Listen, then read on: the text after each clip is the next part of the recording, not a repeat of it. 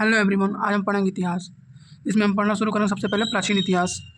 प्राचीन इतिहास के कुछ स्रोत हैं जिसमें हैं धर्म ग्रंथ, पुरातत्व संबंधित ऐतिहासिक ग्रंथ और विदेशियों का विवरण। जिसमें हम सबसे पहले पढ़ेंगे धर्म ग्रंथ और ऐतिहासिक ग्रंथ। ठीक है। धर्म ग्रंथ में सबसे प्राचीन ग्रंथ है वेद। ठीक है, जिसका रचयिता महर्षि कृष्ण द्वैपायन वेद व्यास को माना जाता है। ठीक। वेद के 4 पार्ट होते हैं। पहला होता है ऋग्वेद, दूसरा होता है यजुर्वेद, सामवेद और अथर्ववेद। ठीक है। इसमें हम सबसे पहले देखते हैं ऋग्वेद के बारे में। ऋग्वेद को कहा जाता है रचनाओं का क्रमबद्ध ज्ञान। रचनाओं का क्रमबद्ध ज्ञान ऋग्वेद में पाए जाते हैं। ठीक है, जिसमें 10 मंडल, 1028 सूक्त और 10,462 ऋचाएँ होती हैं। ठीक है, ऋचाएँ अलग अलग बुक्स में अलग अलग दिया गया है। ठीक है, अब हम पढ़ेंगे मंडल। मंडल को कैसे विभाजित किया गया। ठीक है, मंडल में तीसरा मंडल जो है सूर्य देवता सावित्री को समर्पित गायत्री मंत्र। तीसरे मंडल में गायत्री मंत्र का उल्लेख है जो सूर्य देवता को समर्पित किया गया। ठीक है, फिर नौवां मंडल को सोम देवता को समर्पित किया गया। सोम देवता का उल्लेख है। 8वें मंडल में हस्तलिखित ऋचाएँ हैं। ठीक है, जिसे खिल कहते हैं, और इन हस्तलिखित ऋचाओं को पढ़ने वाले को होत्र कहते हैं।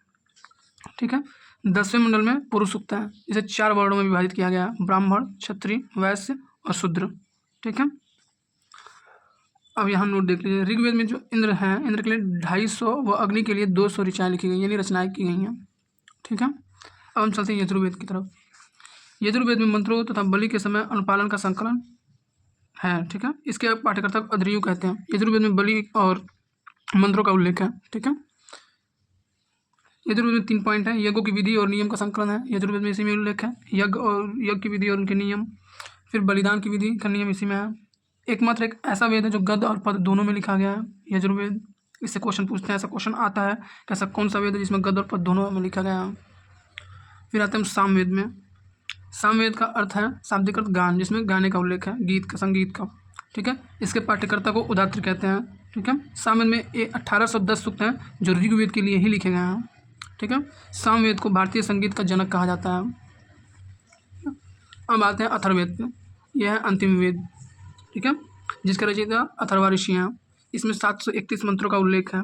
इसमें लगभग 6000 पद लिखे गए हैं। इसमें औषधों का भी उल्लेख, सबसे पहले औषधों का उल्लेख अथर्ववेद में ही हुआ था। ठीक है, अथर्ववेद में विचार व अंधविश्वास का उल्लेख है। इसमें पृथ्वी सूक्त को प्रतिनिधि सूक्त माना जाता है। इसमें जो पृथ्वी सूक्त है अथर्ववेद में, उसे प्रतिनिधि सूक्त भी माना जाता है। अथर्ववेद में कुरुओं को राजा को परीक्षित कहा गया है। और अथर्ववेद में बताया गया प्रजापति की 2 बेटियाँ, एक सभा और एक समिति। ठीक है, अथर्ववेद की 2 शाखाएँ होती हैं, एक शुक्ल यजुर्वेद और एक कृष्ण यजुर्वेद। इसे हम काठक भी कहते हैं। ठीक है, सबसे प्राचीन वेद है ऋग्वेद, नोट है, और सबसे बाद का वेद है अथर्ववेद। ठीक है, इस वीडियो में बस इतना ही।